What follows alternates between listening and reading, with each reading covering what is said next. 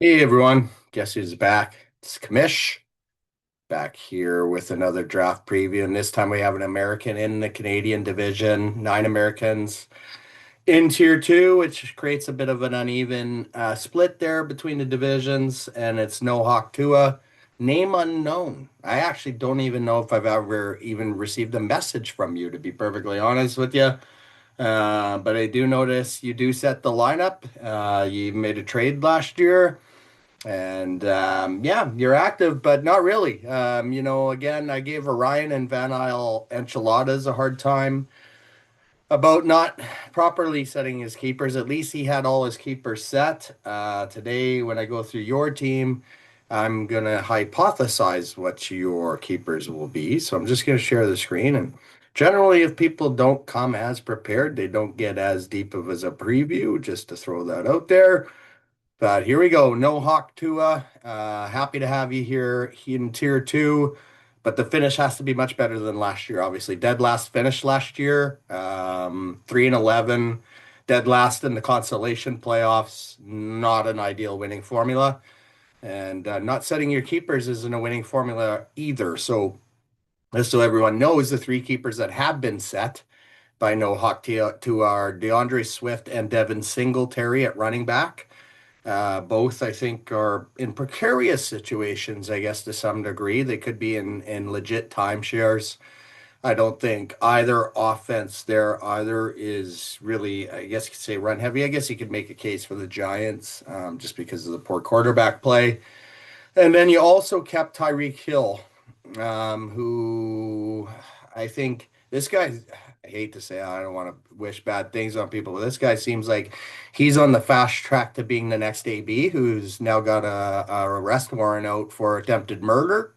Tyreek Hill, I think he has about 15 kids that he's going to have to pay child support eventually for. So I think he's got a lot of personal issues, and it's starting to decline for Tyreek. But that could just be me. And then the three keepers I added that I think hypothetically you'll keep, you haven't set them yet. But rather than give you an empty preview, I decided to throw them in. I think you're going to keep Baker Mayfield. I know you're a Carolina Panthers fan, but I think if you kept Bryce Young over Mayfield, that'd be a big mistake. Sam Laporta, a tight end, I think is the other clear keeper here for you. And I would almost make the case that, is Devin Singletary going to be the keeper, or would it be somebody like Jacoby Myers, who likely has the path to WR1 targets in Vegas? And then at IDP keeper, you didn't have a lot to choose from, to be honest. I was looking at the lineup. Yeah, maybe this is why you did poorly last year at IDP because or in the league because your IDPs were atrocious. The best one I could find was Josh Sweat. And from what I'm hearing in OTAs and minicamp, he's looked good in Arizona. So that would be the bright side there. The other wide receiver we might want to consider too that I've heard is having a great OTA minicamp as well is Adonai Mitchell with Indianapolis. All right, when we look at the picks, I did mention that you did trade away one pick. So because of that, you do have the extra fourth round based on the pick, but no round 11. So as you can see by the clear draft pick situation here, that's where you're sitting. The extra fourth, I hope, does give you a little bit of an edge over the competition. I think, again, if we see Americans move up, then likely you'll probably move into one of those American divisions if you don't move up, which I don't see you moving up this year. And yeah, eventually gets you into your geographical location, hopefully. But you will be picking eighth. I think you'll be able to get a really good quality player at the eighth pick. And when we look at what that likely first pick will be, looking at sleepers rankings, again, I'm just using sleepers rankings here. I'm not going into my personal rankings or other rankings because I just don't have the time. But your likely first pick, round sleeper rankings, it would be either Tet McMillan or Quinson Judkins. And I have a feeling that if you were going to make the pick between those two, it's going to be Tet McMillan because you're a Carolina Panthers fan.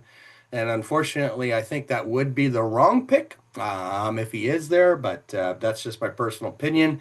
Milan and LOC Dynasty also knows this because he picked Ted McMillan, I think, third in our Dynasty draft, and I gave him a hard time about it. And from what I hear, Jimmy Horn has had maybe even a better camp than Ted McMillan. So just some red flags for me there. But again, it's your team. Potential storylines for you. I see if things go well, likely you could make the playoffs, right? The extra fourth could help. Getting somebody like Judkins, maybe Ted McMillan is the guy that could obviously do a lot of good things for you. I think if things go bad, let's face it, if we didn't have all the, I guess you could say, cheating scandal last year with the co-commish and a few teams leaving, you would have been in tier three, right? You finished dead last. You didn't have to move down because of all the movement.